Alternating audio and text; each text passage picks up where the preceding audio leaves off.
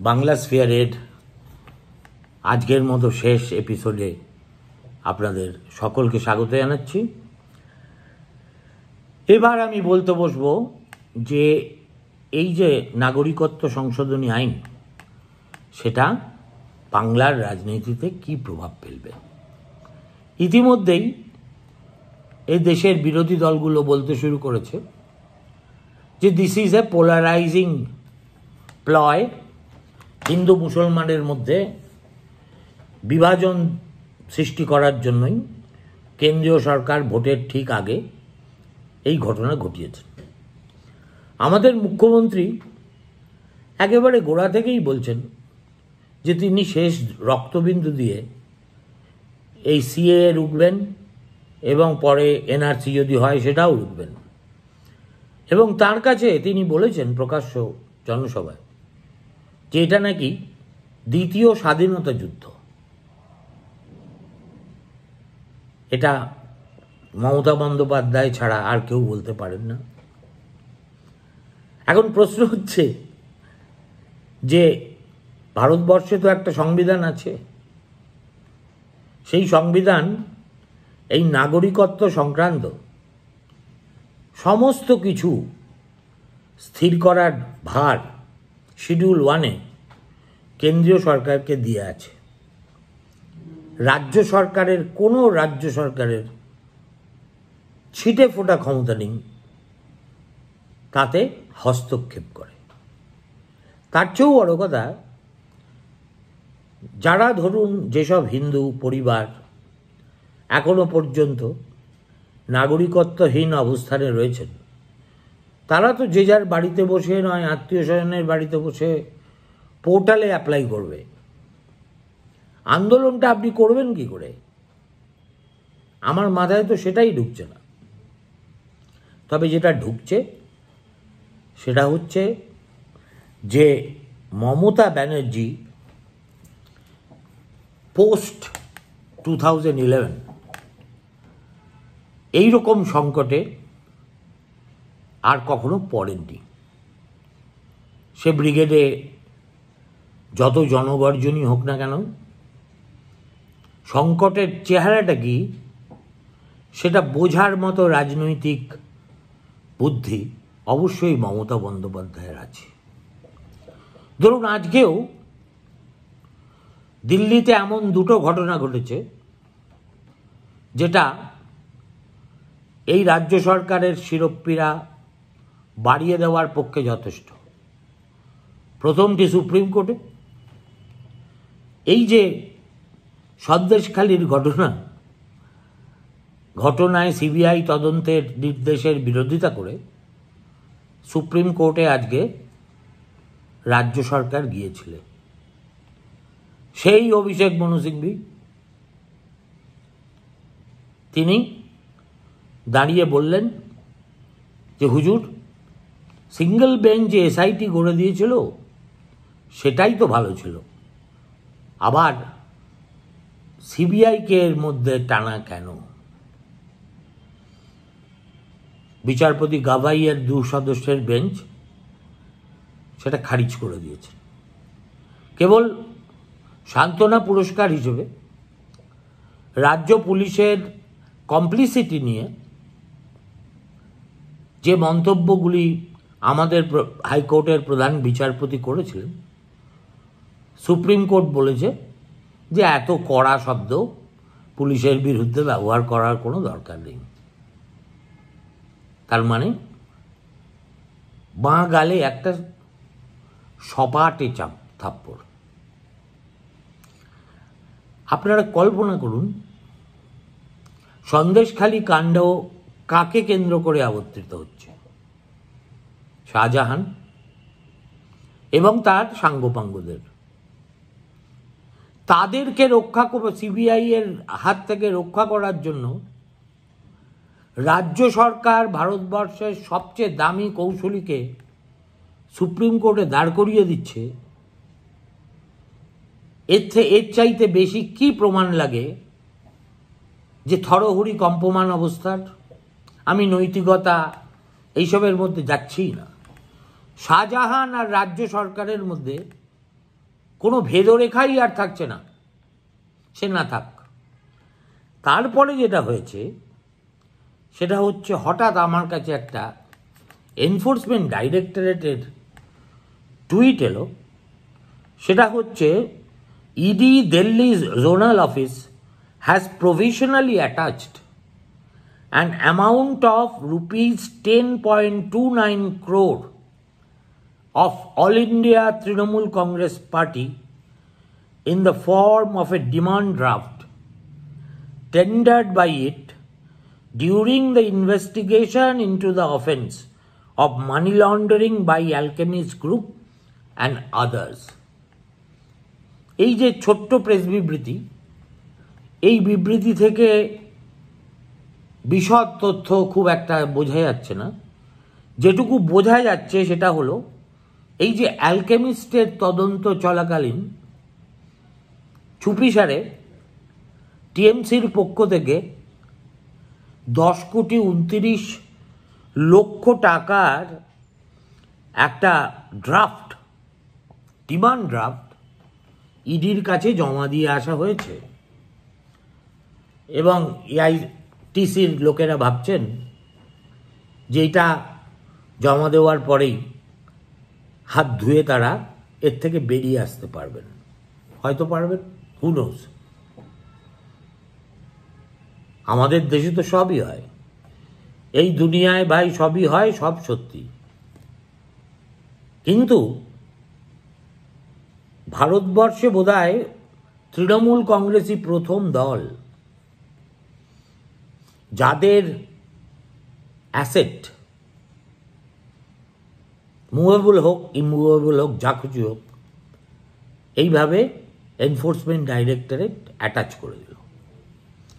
শুধু তাই নয়, এই অ্যাটাচমেন্ট থেকে আরও যে বিষয়টা পরিষ্কার হচ্ছে সেটা হলো, অ্যালকেমিস্টের সঙ্গে তৃণমূল কংগ্রেসের নিবিড় সম্পর্ক, যা নিয়ে আমি কিছুদিন আগেই একটা ভিডিও করেছিলাম, যার শিরোনাম দিয়েছিলাম ল মেকার আর ল ব্রেকার। এবং অরূপ বিশ্বাসকে এই যে ডাকা হচ্ছে দিল্লিতে, এবং তিনি সেটা স্কিপ করে অভিষেক বন্দ্যোপাধ্যায় যে ডায়মন্ড হারবার থেকে দাঁড়াবেন, সেই অজানা তথ্যটা ব্রিগেড প্যারেড গ্রাউন্ডের সভায় দাঁড়িয়ে চিৎকার করে বলছেন। তিনি অ্যাভয়েড করছেন কেন আজকের এই ইডিড দস্তাবেজে, সেটা পরিষ্কার। অন্যদিকে কালীঘাটের কাকুর কণ্ঠস্বর আবার ইডির কাছে পৌঁছে গেছে। সেই ফরেন্সিক পরীক্ষার পরে যে রিপোর্ট, আদালতের কাছে অচিরেই এনফোর্সমেন্ট ডিরেক্টরেটকে তা জমা দিতে হবে। তো আপনারাই বলুন, মানুষ তো এত চাপ একসঙ্গে কি কারুর সহ্য হয়? এই এতগুলো গোদের উপর বিস্ফোরার মতো আজকে হঠাৎ এই সিএএ বলবৎ করার ঘোষণা হয়ে গেল। এতে তৃণমূল কংগ্রেসের কতটা ক্ষতি হবে আমি বলতে পারছি না, কিন্তু বিজেপি তাদের গড়ে কিছুটা হলেও নিশ্চিন্ত বোধ করবে। দেখুন, পূর্ববঙ্গ থেকে পশ্চিমবঙ্গে আসা হিন্দুদের একটা বড় অংশ নমশূদ্র, আরেকটা বড় অংশ রাজবংশী। রাজবংশীদের বাস প্রধানত উত্তরবঙ্গে, আর মতুয়াদের বাস দক্ষিণবঙ্গের উত্তর 24 পরগনা, নদিয়া সন্নিহিত জেলার অনেকগুলি কেন্দ্রে।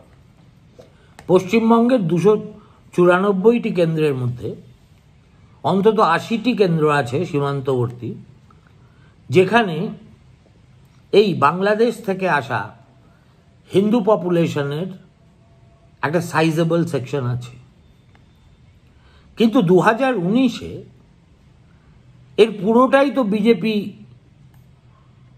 নিজেদের ঝোলায় পুড়ে দিয়েছিল। কুচবিহারও তাদের ছিল, কোনটা ছিল না, আলিপুরদুয়ার তাদের ছিল, বালুরঘাট ছিল, রায়গঞ্জ ছিল, মালদায় একটা জিতেছিল, শান্তনু ঠাকুর জিতেছিলেন, রানাঘাট জিতেছিল। সুতরাং অ্যাক্রিশন কতটা হবে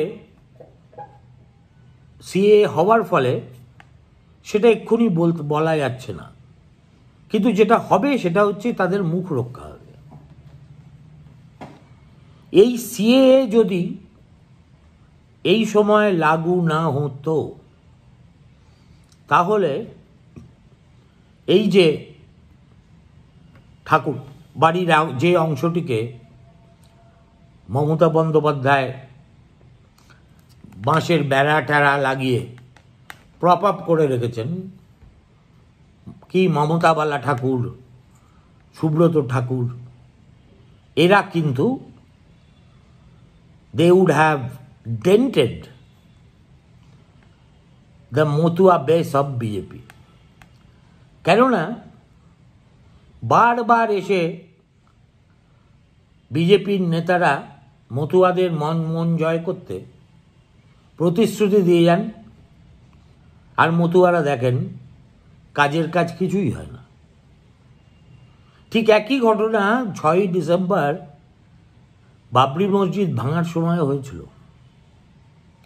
যে উন্মত্ত করসেবকরা আরএসএস এর প্রাচীর টপকে কাউকে পাত্তা না দিয়ে সেদিন মসজিদের উপর হাজারে হাজারে উঠে পড়েছিল, তাদের বক্তব্য ছিল একটাই, প্রতিবার করসেবার নামে আমাদের এখানে ডেকে আনা হয়, আর প্রতিবারই আমরা ধোঁকা খেয়ে যে আর বাড়িতে চলে যাই। এবার আমরা আর কারুর কথা শুনব না। ভিন্নতর পরিপ্রেক্ষিতে একই রকম লজিক মমতাপন্থী ঠাকুর বাড়ির নেতারা নেত্রীরা তাদের কমিউনিটির কাছে দিতে পারতেন যদি সিএ না হতো, এবং মতুয়াদের দেওয়া প্রতিশ্রুতি যে রক্ষা করা হবে সেটা বারে বারে তাদেরকে শোনানোর জন্য কি না মরিয়া চেষ্টা করেছে বিজেপি। একের পর এক কেন্দ্রীয় মন্ত্রী এসেছে, স্বরাষ্ট্র দপ্তরের রাষ্ট্রমন্ত্রী তিনিও এসে মতুয়াদের সামনে বলে গেছেন, শান্তনু ঠাকুর, শুভেন্দু অধিকারী, এরা তো ঘরের লোক, এরা তো বলবেই। ফলে বিজেপি কিছুটা হলেও একটা স্বস্তির নিঃশ্বাস ফেলবে। মতুয়াদের কাছে সিএ না হলে তাদের যে চরম বেইজ্জতি হতো, সেই বেইজ্জতির হাত থেকে তারা বেঁচে গেলেন। কিন্তু এই সিএ হওয়ার কারণে বাকি কেন্দ্রে যেখানে রাজবংশীরা নেই বা মতুয়া সম্প্রদায় নমশূদ্ররা নেই, সেখানে কি খুব একটা লাভ হবে? $1 মিলিয়ন কোয়েশ্চেন। উল্টো দিকে এই সিএ এবং সম্ভাব্য এনআরসির জুজু দেখিয়ে মমতা বন্দ্যোপাধ্যায় এবং তার সঙ্গী সাথীরা একেবারে বাজার গরম করে দেবেন, একেই ভয়ে থাকা মুসলিমদের মনে আরও বেশি করে আতঙ্কের বিষ ঢুকিয়ে দেওয়ার জন্য। ইউসি, দুর্ভাগ্যজনকভাবে পশ্চিমবঙ্গের রাজনীতিতে এখন এই হিন্দু মুসলিম দ্বন্দ্বের ব্যাপারটাই প্রধান চালিকা শক্তি হয়ে গেছে। আপনি আমি পছন্দ করি আর না করি, এই বাইনারিটাই বাস্তব। এই বাইনারি থেকে মুক্তি পাওয়ার জন্য কংগ্রেস এবং সিপিএম, আমাকে যদি বলেন, এখনো পর্যন্ত একটাও সদর্থক কোনো ভূমিকা নিতে পারেনি। আপনারা দেখুন, যে আপের সঙ্গে কংগ্রেসের আদায় কাঁচ কলায় সম্পর্ক, সেই তাদের সঙ্গে কিন্তু কংগ্রেস দিল্লির সমঝোতা করে ফেলেছে, গুজরাটের সমঝোতা করে ফেলেছে, গোয়ার সমঝোতা করে ফেলেছে, এবং আপোষে ঠিক করেছে পাঞ্জাবের 13টা আসনেই তারা ফ্রেন্ডলি ফাইট করবে। কিন্তু অধীর চৌধুরী আর মোহাম্মদ সেলিমকে সেই যে ধূপগুড়িতে শেষ একই মঞ্চে দেখা গিয়েছিল, তারপরে কখনো এদের এক হয়ে কোনো কিছু করতে দেখেছেন? ভোটের আগে দুবার মিটিং করে সামান্য দর কষাকষি করে আসন রফা করা, আর বাইনারির বিরুদ্ধে মানুষের কাছে গিয়ে যুগ্মভাবে তাদের বোঝানোর চেষ্টা করা, এর মধ্যে আসমান জমিনের তফাৎ।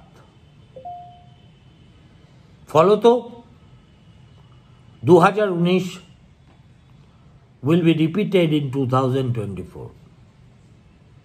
প্রশান্ত কিশোর তো বলেই দিয়েছেন, be prepared for surprise in Bengal.